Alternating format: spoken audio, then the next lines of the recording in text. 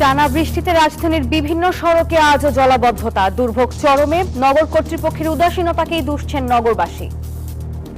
প্রতি বছরের মানে তোলা যাইতেছে, মানে মুক্তভোগী হইতেছে, অনেক গার্মেন্টসের অনেক মাল সামনে ক্ষতিপূরণ হইতেছে। বড় বড় বিল্ডিং করে যে নিচের যে ড্রেনটা আছে পুরা ড্রেন জাম করা। বন্যায় পানিবন্দী মানুষের দুর্ভোগ বাড়ছেই। বৃষ্টিতে কুমিল্লায় জলাবদ্ধতা, বগুড়ায় যমুনার ভাঙনে বিলীন ঘরবাড়ি, ফসলি জমি। সব ধর্মের মানুষকে সাথে নিয়ে এগিয়ে যেতে চায় সরকার। বরিশালে বৃক্ষরোপণ ও ফ্যামিলি কার্ড বিতরণ কর্মসূচি উদ্বোধন প্রধানমন্ত্রীর। গণ অভ্যুত্থানে হত্যাযজ্ঞের অভিযোগে আওয়ামী লীগের 10 সাবেক এমপি মন্ত্রীর বিরুদ্ধে তদন্ত শেষ। এ মাসেই আনুষ্ঠানিক অভিযোগ দাখিল।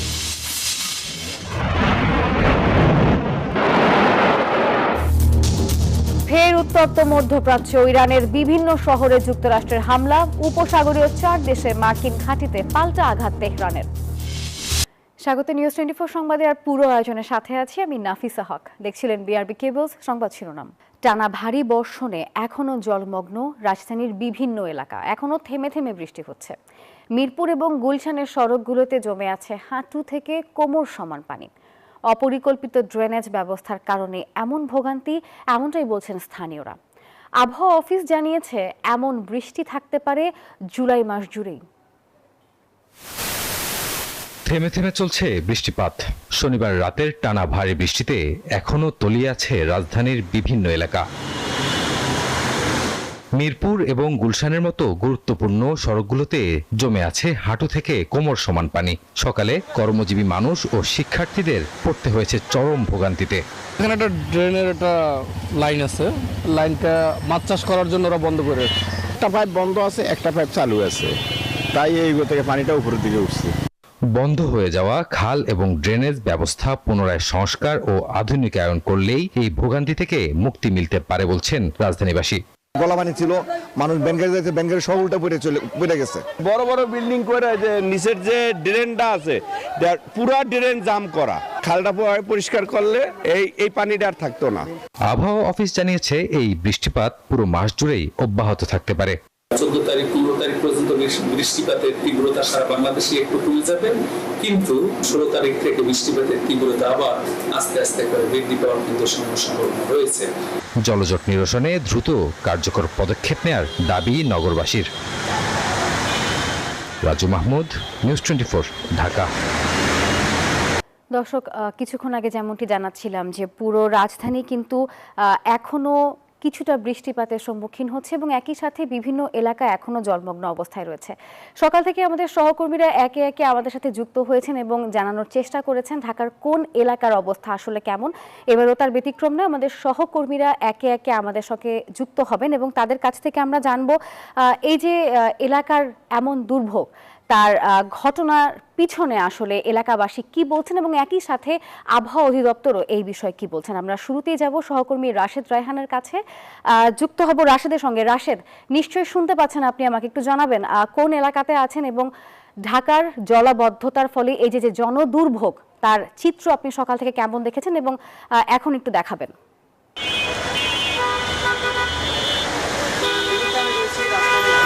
এবং কিছুক্ষণ আগে ধানমন্ডি ফার্মগেট সহ বিভিন্ন এলাকা ঘুরে আসলে দেখেছি যে জলবদ্ধতার অবস্থা, যেটি গতকাল থেকে আসলে বেশ ব্যাপক পর্যায়ে পৌঁছেছিল, যে কারণে জনভোগান্তি অনেকটা বেড়ে গেছিল।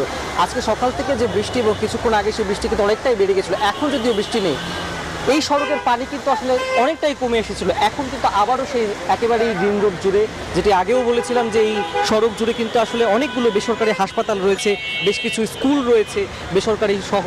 সেই অফিসগামী মানুষ থেকে যারা রোগী রয়েছেন তারা থেকে স্কুলের শিশুরা থেকে সবাই কিন্তু আবারও আসলে বিপাকে পড়েছে। সকালে যখন আমি এখান থেকে লাইভ দিয়েছিলাম তখন কিন্তু পানি আসলে প্রায় কমে গিয়েছিল। আমরা দেখছিলাম যে সিটি কর্পোরেশনের লোক যারা রয়েছে তারা আসলে কাজ করছিল, এখানের পানি কিন্তু ম্যানহোল থেকে আসলে অনেকটাই নেমে যাচ্ছিল এবং আবারও বৃষ্টিপাতের ফলে কিন্তু এই কিছু সময়ের মধ্যে 1 ঘন্টার মধ্যেই বলা যায় আসলে আবারও একেবারে হাঁটু সমান জল কিন্তু হয়ে গেছে। প্রতিটি গাড়ি কিন্তু একেবারে অর্ধেক পর্যন্ত ডুবে যাচ্ছে। যাতায়াত কিন্তু আসলে পায়ে হেঁটে করাটা অনেকটাই মুশকিল হয়ে যাচ্ছে। কোথাও ম্যানহোল আছে কিনা, কোথাও গর্ত আছে কিনা সেটা কিন্তু বোঝা আসলে অনেকটাই আসলে কঠিন হয়ে গিয়েছে।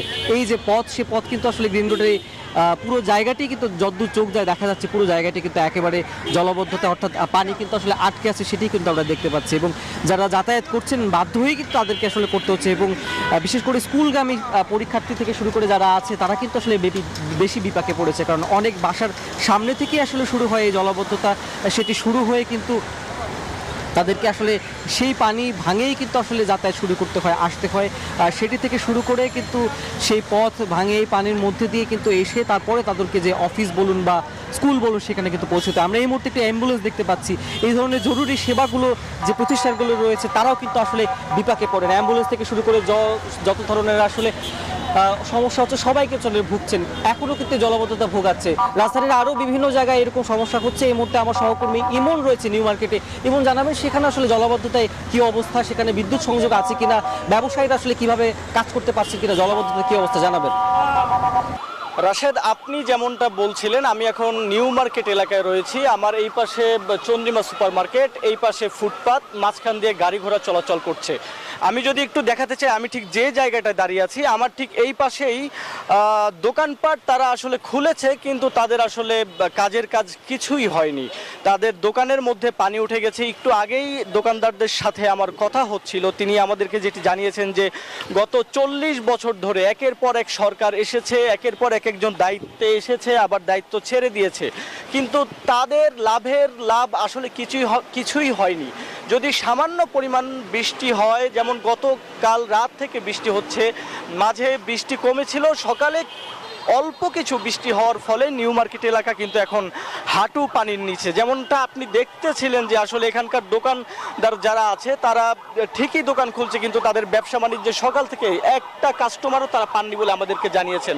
এছাড়া আমরা দেখতে পাচ্ছি যে যারা আসলে কলেজগামী শিক্ষার্থী আছেন, স্কুলগামী শিক্ষার্থী আছেন, তারা এই পানির ভিতর দিয়ে যাতায়াত করছেন। পানির ভিতর দিয়ে গাড়ি চলছে, পানির ভিতর দিয়ে প্রাইভেট কার চলছে, রিক্সা চলছে, এবং শিক্ষার্থী যারা আছে তারা কিন্তু হেঁটেই এই রাস্তা পারাপার হচ্ছেন। কিন্তু সকলেরই মনে একটাই প্রশ্ন যে বাংলাদেশের এই সমস্যা আসলে কবে সুরাহা হবে এবং এ বিষয়ে সরকার যেন দ্রুত পদক্ষেপ নেয়। ইমন এবং রাশেদ, ধন্যবাদ আপনাদের। বান্দরবান এবং চট্টগ্রামের বন্যা পরিস্থিতির কিছুটা উন্নতি হয়েছে, তবে বন্যা দুর্গত এলাকায় খাদ্য এবং বিশুদ্ধ পানির সংকট দেখা দিয়েছে। বান্দরবান শহরে অফিস, ঘরবাড়ি, দোকানপাট থেকে বানের পানি নেমেছে, তবে বিভিন্ন খাল, ঝিরির পাশে এবং নিম্নাঞ্চলে এখনও হাঁটু পানি রয়েছে। এদিকে চট্টগ্রামের সাতকানিয়া এবং বাঁশখালীর কিছু এলাকাতেও পানি নামতে শুরু করেছে। দুর্গতদের মাঝে ত্রাণ বিতরণ করছে প্রশাসন, সেনাবাহিনী এবং বিজিবি। একই চিত্র খাগড়াছড়িতেও বিভিন্ন সড়ক থেকে পানি নামায় যান চলাচল স্বাভাবিক হয়েছে।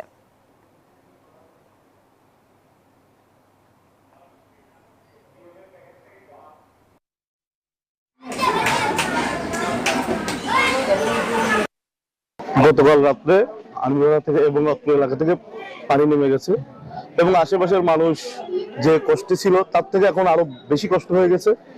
প্রায় জায়গায় আপনার ময়লা, এই ময়লা আবর্জনাগুলো জমে যদি থাকে তাহলে নানান ধরনের পানিবাহিত রোগ, যেমন চর্মরোগ, কলেরা, টাইফয়েড, এই মহামারীর মতো রোগ হওয়ার সম্ভাবনা থাকে। রাস্তাঘাটগুলো পৌরসভা থেকে পরিষ্কার করে দেওয়ালে একটু ভালো হইব। দর্শক, আমরা এ নিয়ে আরো খবরাখবর জানবো। একে একে আমাদের সহকর্মীরা আমাদের সঙ্গে যুক্ত হবেন। প্রথমেই যাব সহকর্মী নাইমাল জিকো, তিনি রয়েছেন কক্সবাজারের পেকুয়ায়। জিকো, জানাবেন, কিছুক্ষণ আগে আমরা চট্টগ্রামের অবস্থা দেখছিলাম, কক্সবাজারের কেমন অবস্থা আপনি দেখছেন? পানি নামতে শুরু করেছে কিনা, আর বানভাসীরা কি ত্রাণ সহায়তা পেয়েছেন কিনা ইতোমধ্যে?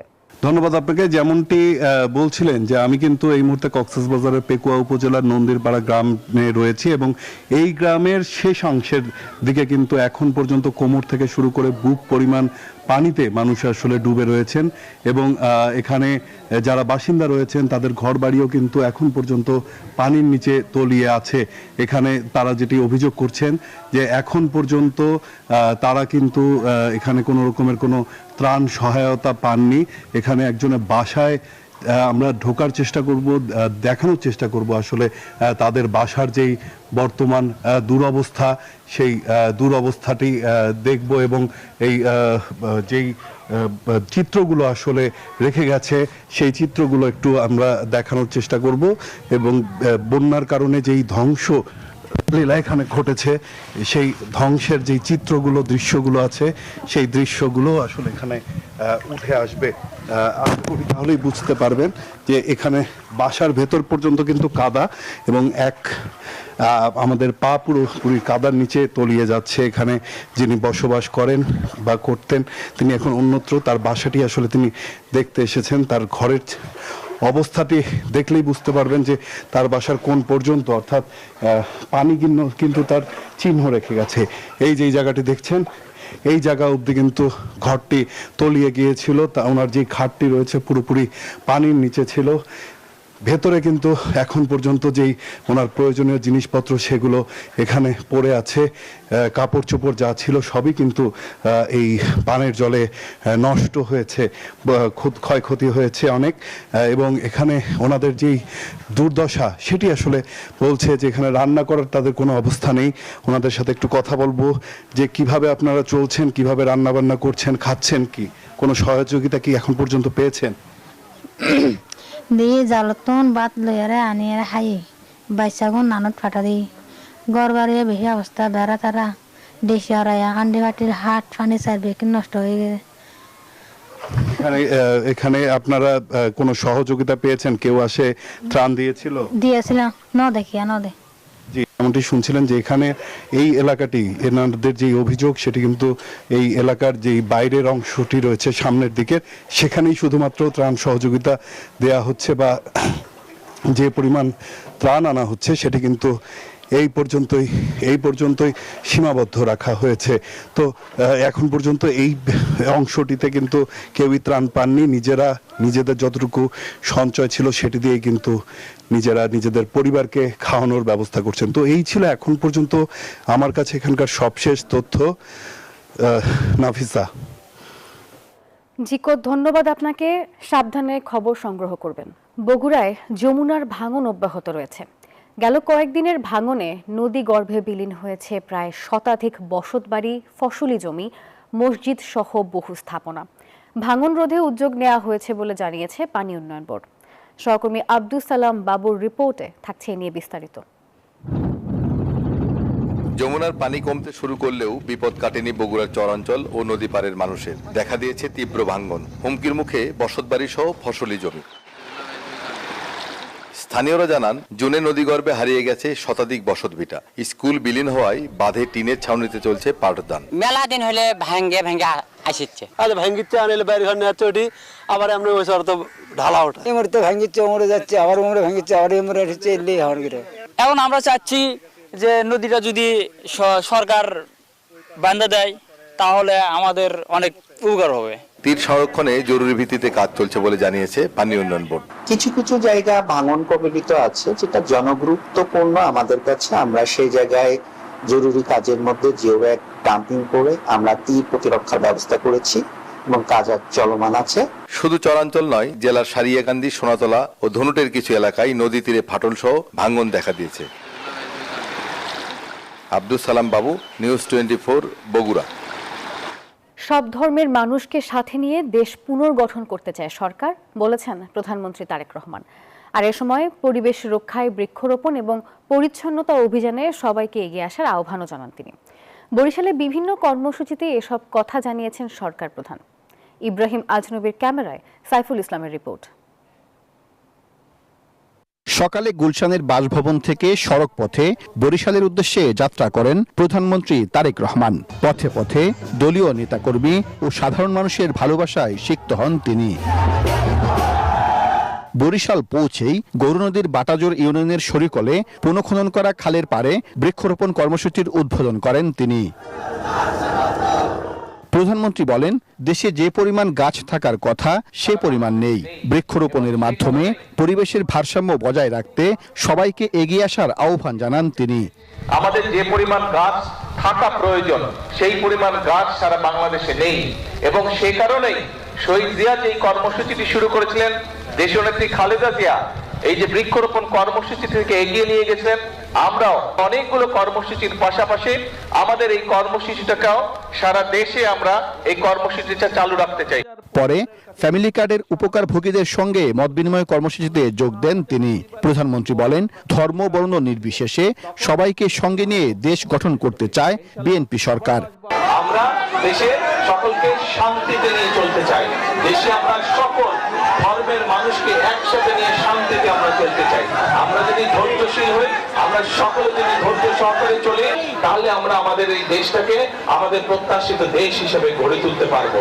সরকার প্রধান জানান, নারীদের শিক্ষা ও অর্থনৈতিকভাবে স্বাবলম্বী করার জন্য ডিগ্রি পর্যন্ত বিনামূল্যে অধ্যয়নের সুযোগ নিশ্চিত করা হবে, আর মেধাবী শিক্ষার্থীদের দেয়া হবে উপবৃত্তি।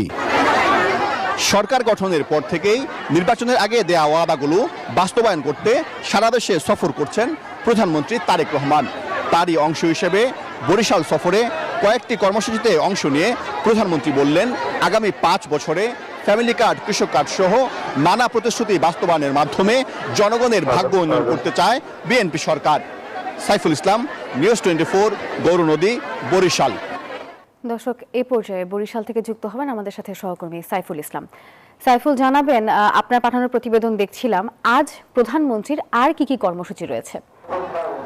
নাফিসা, এই মুহূর্তে কিন্তু প্রধানমন্ত্রী তারেক রহমান তিনি বরিশালের 30 গোডাউন এলাকার সাগরদী খালের দুপাশে যে বৃক্ষরোপণ কর্মসূচি, তিনি সেখানে এসে উপস্থিত হয়েছেন এবং আমি একটু আমার ক্যামেরা পার্সনের মাধ্যমে যদি দেখাতে চাই, প্রধানমন্ত্রী তারেক রহমান তিনি কিন্তু হেঁটে হেঁটে আসছেন এই সাগরদী যে খাল পাড় দিয়ে, এবং তিনি এই কিছুক্ষণের মধ্যেই কিন্তু এখানে বৃক্ষরোপণ করবেন। এবং বিএনপি সরকার আগামী 5 বছরে 25 কোটি যে বৃক্ষরোপণ করতে চায়, তারই অংশ হিসেবে কিন্তু আজকে বরিশালে তিনি এটি নিয়ে 3টি স্থানে কিন্তু তিনি বৃক্ষরোপণ করছেন। এবং এই বৃক্ষরোপণ কর্মসূচিতে এখানে কিন্তু বরিশালের যারা স্থানীয় বিএনপি নেতাকর্মী তারা উপস্থিত রয়েছেন এবং তথ্যমন্ত্রী রয়েছেন।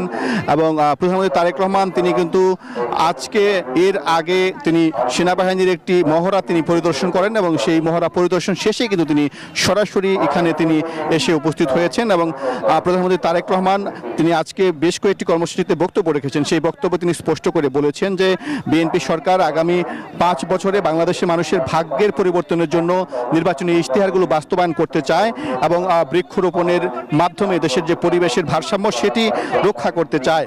পাশাপাশি বাংলাদেশের প্রত্যেকটি মানুষের জন্য তিনি বাজেট ঘোষণা করেছেন সেটি বলেছেন এবং বলেছেন যে ফ্যামিলি কার্ড, কৃষক কার্ডের পাশাপাশি প্রত্যেকটি নির্বাচনী যে ওয়াদা, সেই ওয়াদাগুলো কিন্তু বিএনপি সরকার বাস্তবায়ন করতে চায়। সেই বাস্তবায়নের মাধ্যমেই দেশের মানুষের ভাগ্যের পরিবর্তন করতে চায়। প্রধানমন্ত্রী তারেক রহমান এই মুহূর্তে কিন্তু তিনি যে বৃক্ষরোপণ কর্মসূচি তিনি সেটির কিন্তু উদ্বোধন করবেন। এখন তিনি কথা বলছেন। আমরা একটু সরাসরি প্রধানমন্ত্রী তারেক রহমানের কথা শুনতে চাই।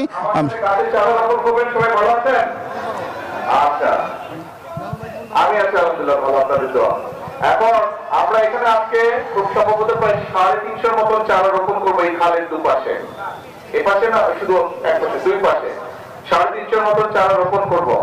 আপনারা আমাদের দলের বিভিন্ন নেতাকর্মী সহ এলাকার মানুষ এখানে আছেন, আপনাদের সকলের কাছে আমার একটা আহ্বান থাকবে যে এই যে চারাটা আমরা আজকে রোপণ করব, এই চারাটা রোপণ করলে শুধু আজকের দায়িত্বটা আমাদের শেষ হয়ে যাবে না। এই এলাকায় যে সকল মানুষ থাকেন, খালের 2 পাশে যারা থাকেন এবং যারা আজকে চারাটা রোপণ করছেন, আপনারা হয়তো এখান দিয়ে আসা যাওয়া করবেন অনেকে, আর বিশেষ করে এলাকায় যারা থাকেন, আমি আপনাদের সকলকে অনুরোধ করব যে এই প্রত্যেকটি গাছের, এই 350 গাছের যত্ন আমাদেরকে নিতে হবে। এই খালটা দেখেন কি সুন্দর খালটা বয়ে যাচ্ছে, এই গাছটা ইনশাআল্লাহ যখন বড় হবে তখন এই খালটা দেখতে আরো অনেক সুন্দর হবে। এই খালের পাড় দিয়ে যতটুকু আমি দেখলাম, নিশ্চয়ই বিকেল বেলায় মানুষ আসে, মানুষ বসে, এই যে বেঞ্চগুলোতে বসে। এই গাছগুলো যখন বড় হবে, গাছগুলো দেখতে আরো সুন্দর হবে, তখন বসতে আরো ভালো লাগবে। এবং বেঞ্চের কাছে যেহেতু গাছগুলো স্বাভাবিক, গাছটা বড় হলে বাতাস যখন উঠবে, বেঞ্চে যারা বসে থাকবেন তারা নিশ্চয়ই আপনারা তখন বাতাসটা আরামটা বোধ করবেন। একই সাথে আপনাদের কাছে আরেকটা আমার অনুরোধ থাকবে, এই যে খালটার নাম কি, সাগরদিঘি খাল। সাগরদিঘি খাল, এই খালটা এই এলাকার জন্য নিশ্চয়ই অত্যন্ত গুরুত্বপূর্ণ একটা খাল, সিটি কর্পোরেশনের খাল। এই খালটার যত্ন করাও কিন্তু শুধু সিটি কর্পোরেশনের একার দায়িত্ব না, এই খালটা যত্ন করা, খালের দুপাশে যে সকল মানুষ আছেন সকলকে আমাদেরকে এই খালটার যত্ন করতে হবে। দর্শক, বরিশালে বৃক্ষরোপণ কর্মসূচিতে কথা বলছেন প্রধানমন্ত্রী তারেক রহমান। আমরা এতক্ষণ সরাসরি ছিলাম সেখানে। জুলাই হত্যাযজ্ঞের ঘটনায় আমির হোসেন আমু, দীপু মনি, শাহজাহান খান, কামাল আহমেদ মজুমদার, আব্দুর রাজ্জাক সহ কার্যক্রম নিষিদ্ধ আওয়ামী লীগের অন্তত 10 জন এমপি মন্ত্রীর বিরুদ্ধে তদন্ত প্রতিবেদন হাতে পেয়েছে prosecution. Chief prosecutor Aminul Islam জানান, আগামী 21 জুলাই ট্রাইব্যুনালে আনুষ্ঠানিক অভিযোগ দাখিল করা হবে।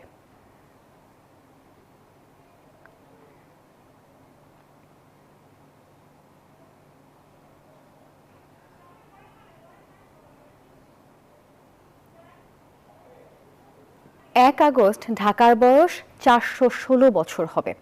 এই দিনকে ঢাকা দিবস উদযাপনে 7 দিনের কর্মসূচি ঘোষণা করেছে ঢাকা দক্ষিণ সিটি কর্পোরেশন।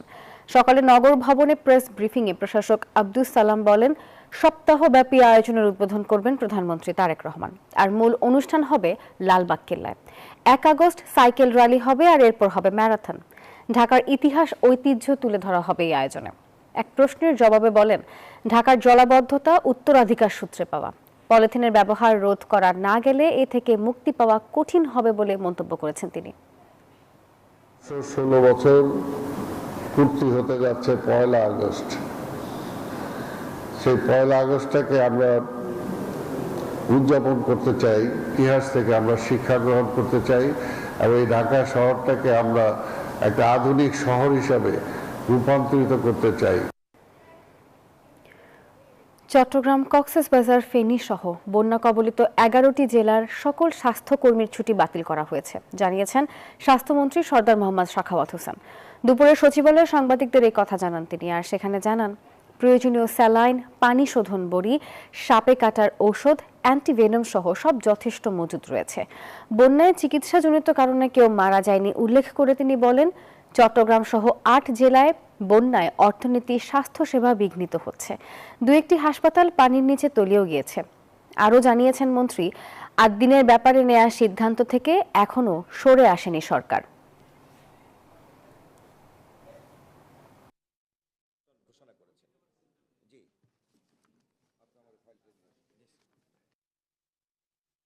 প্রধানমন্ত্রী ইনস্ট্রাকশন আজকে থেকে কিছু মানুষকে যারা একেবারে ডিস্ট্রেস হোমলেস হয়ে গেছে তাদেরকে আমরা আশ্রয় কেন্দ্রে নিয়ে আসতেছি, এই একটা। Secondly, there is a very high chance of cholera, সেটার জন্য আমরা সম্পূর্ণরূপে প্রস্তুত আছি। ছুটি বাতিল until and unless the things are not settled, তার কোনো ছুটি নেই। দর্শক, এই ছিল সংবাদের এখনকার আয়োজনে। ধন্যবাদ সবাইকে।